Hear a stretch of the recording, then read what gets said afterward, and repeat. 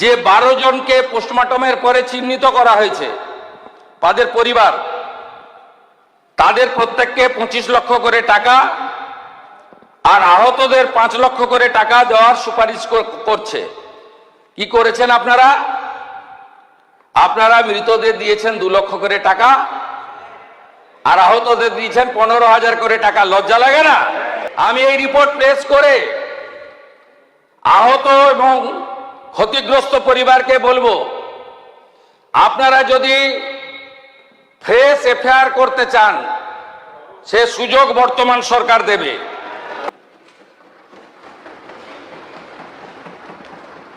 21শে জুলাই এই দিনটাকে ব্যবহার করে অনেকে অনেক কিছু করে নিয়েছেন। শুধু রাজনৈতিক পদ বা সরকারি ক্ষমতা নয়, ব্যক্তিগত বিষয় সম্পত্তি, আমেরিকায় গিয়ে চোখের চিকিৎসা, চার্টার ফ্লাইটে ঘোরা, হরিশ চ্যাটার্জি হরিশ মুখার্জি স্ট্রিটে 38টা প্লটের মালিক হওয়া, অসংখ্য প্রাসাদের মতো বাড়ি তৈরি করা, অনেক অনেক কিছু করে নিয়েছেন। কিন্তু 21শে জুলাই কি হয়েছিল, কেন হয়েছিল, কারা করেছিল,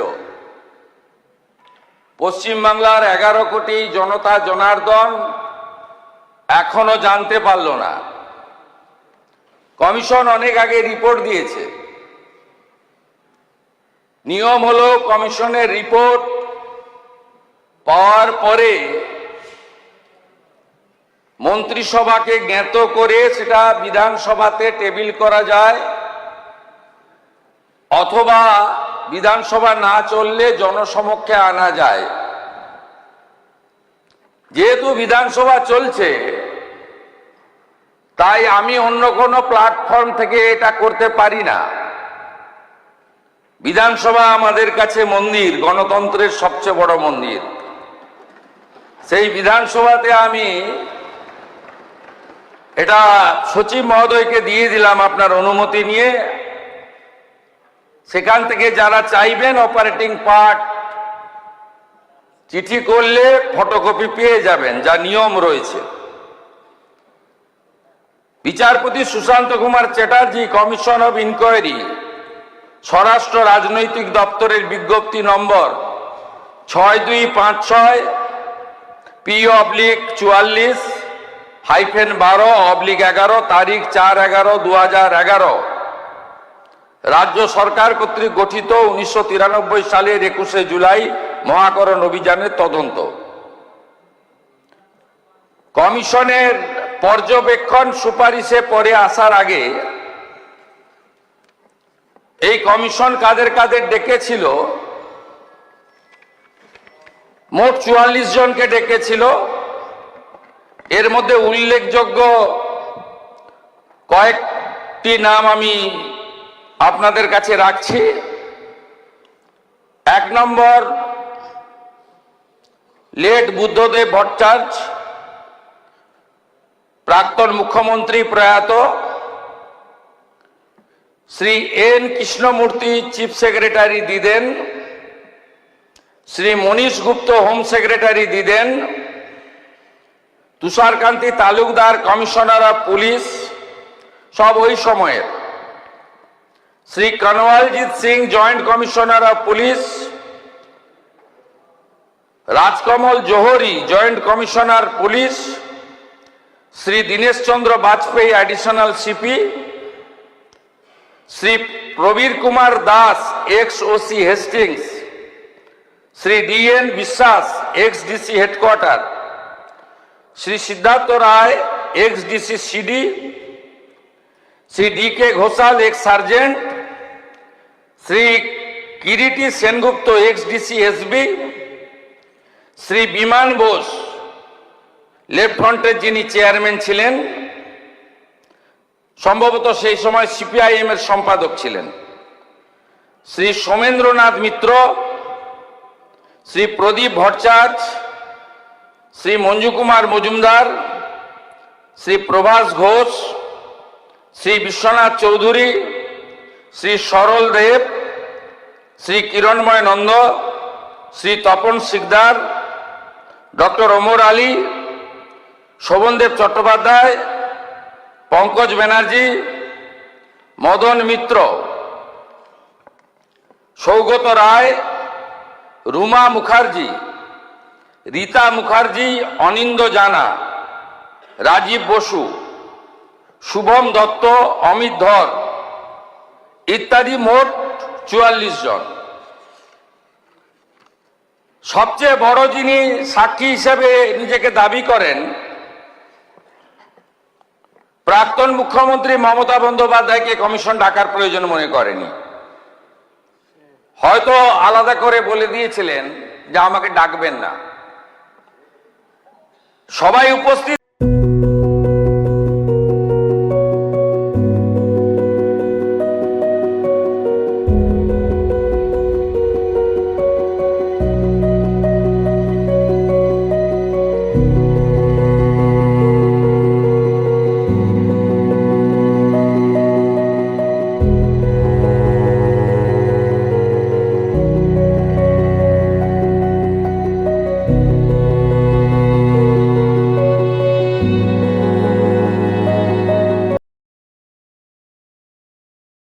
এর উত্তরও দিয়েছেন পাঠানো প্রশ্নের। একজন রিফিউজ করেছিলেন যে আমি সাক্ষী দিতে যাব না, তার নাম হলো প্রাক্তন অপোজিশন লিডার 2001 থেকে 2006 প্রয়াত Pankaj Banerjee.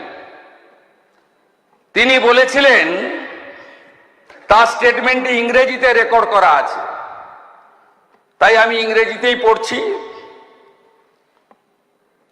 When summoned by the Commission as the first victim of the 1993 agitation, where is sustained head injury, that means late Pankaj Banerjee, expressed his inability to depose and gave a statement to the media that I believe that the person solely responsible for the firing was none other than the Home Secretary Monish Gupta. But the culprit has been given a berth in the Mamata Banerjee cabinet. It is quite apparent why the Commission could not take his name or hold Monish Gupta responsible. The Commission did it under the direction of the powers that be. এই স্টেটমেন্টটা উনি দিয়েছিলেন Times of India 1/1/2015, কমিশনকেও জানিয়েছেন internally আর পাবলিকলিও বলেছেন। আর বাকিরা গেছেন। এই কমিশনের যে ইনকোয়ারি রিপোর্ট, সেই ইনকোয়ারি রিপোর্টে কমিশন যে মূল অবজারভেশনগুলো দিয়েছে, যা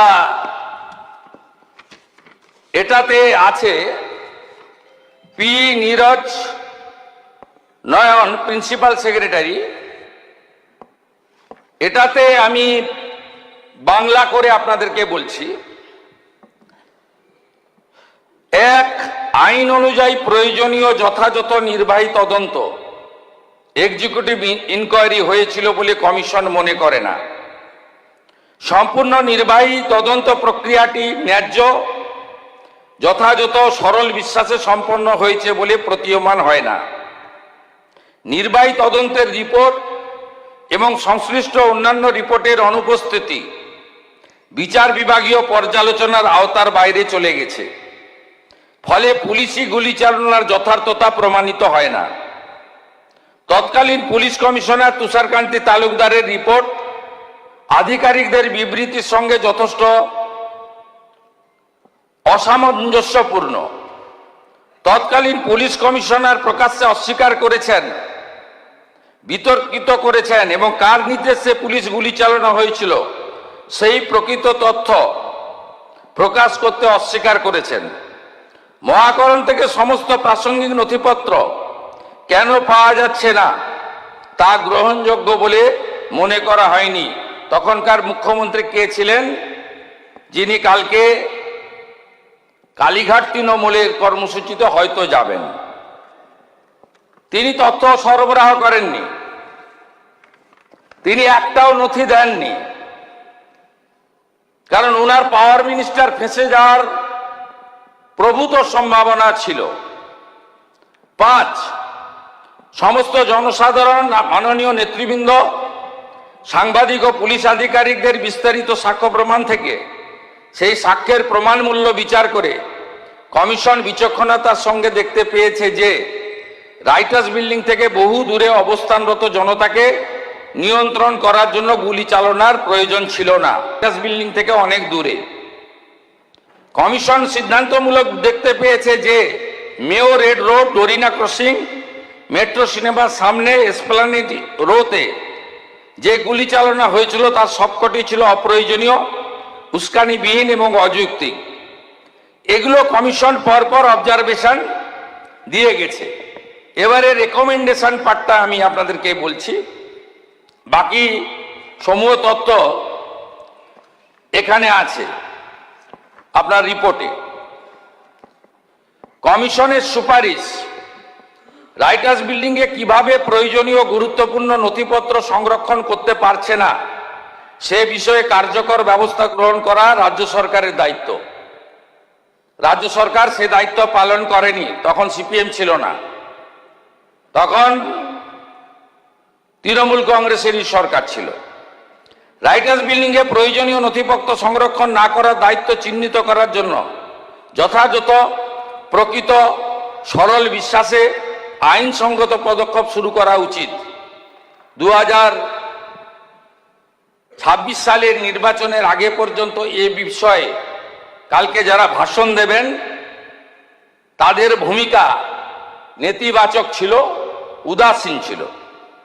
ভবিষ্যতে অনুরূপ দুর্ঘটনা এড়াতে রাইটার্স বিল্ডিংয়ে অবস্থিত রাজ্য সরকারের সদর দপ্তরে ও লালবাজারে পুলিশ দপ্তরে নথিপত্র হারিয়ে যাওয়ার কারণ সম্পর্কে যথাযথ তদন্ত করা উচিত। এক্ষেত্রেও আপনারা আপনাদের দায়িত্ব পালন করেননি। যে সমস্ত ভুক্তভোগী মারা গেছেন, যে সমস্ত ভুক্তভোগী আহত হয়েছেন, তারা ক্ষতিপূরণ পাওয়ার যোগ্য, কারণ তারা একটি আন্দোলনে অংশগ্রহণ করার জন্য কষ্ট ভোগ করেছেন। মৃত ভুক্তভোগীদের শহীদ হিসেবে গণ্য করা উচিত এবং এদেরকে শহীদ হিসেবে গণ্য করার রেকমেন্ডেশন করেছেন।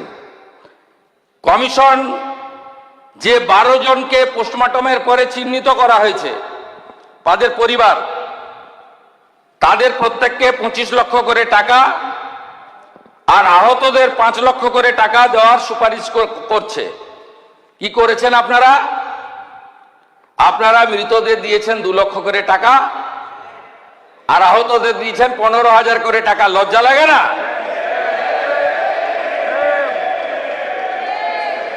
আপনারা নিহতদের দিয়েছেন 2 লক্ষ করে টাকা আর আহতদের দিয়েছেন 15,000 করে টাকা, আর কমিশন বলেছে নিহতদের দিতে 25 লাখ করে টাকা, আহতদের 5 লক্ষ করে টাকা। এরপরেও আপনারা এইসব করেন।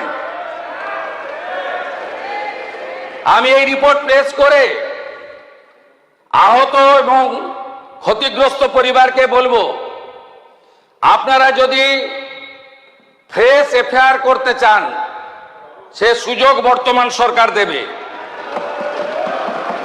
আপনারা যদি কমিশনের সুপারিশ মতো ক্ষতিপূরণ বর্তমান সরকারের কাছে চান, মুখ্যমন্ত্রী রিলিফ ফান্ড থেকে আমি সেই ক্ষতিপূরণ দেব।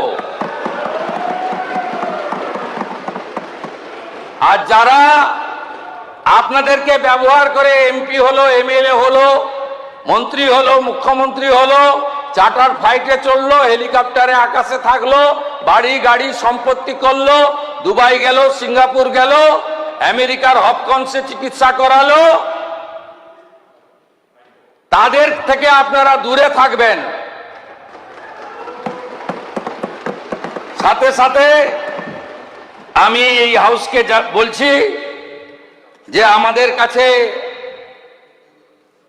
আরো বেশ কিছু তথ্য আছে, আমরা প্রয়োজন মতো সেগুলো প্রকাশ করব।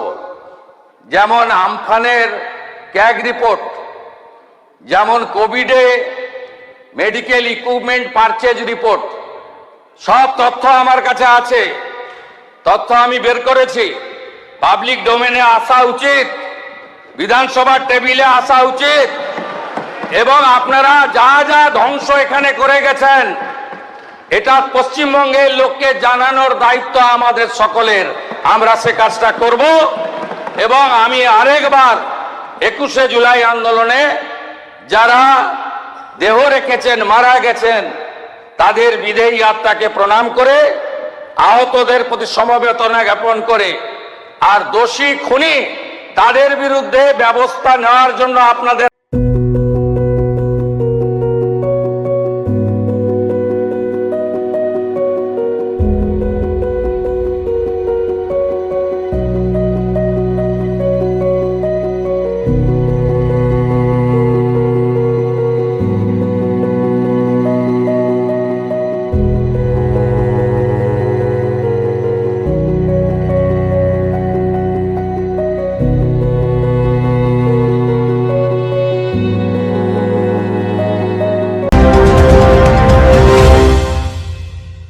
ডিগ্রি করার পরেও চাকরি নেই, অথবা স্কুল কলেজের পাশাপাশি একটা কোর্স করে ব্রাইট ক্যারিয়ার বানাতে চান? মাল্টিমিডিয়া ইন্ডাস্ট্রিতে রয়েছে প্রচুর ভ্যাকেন্সি ও ভালো ক্যারিয়ার বানানোর সুযোগ। চলে আসুন মুপল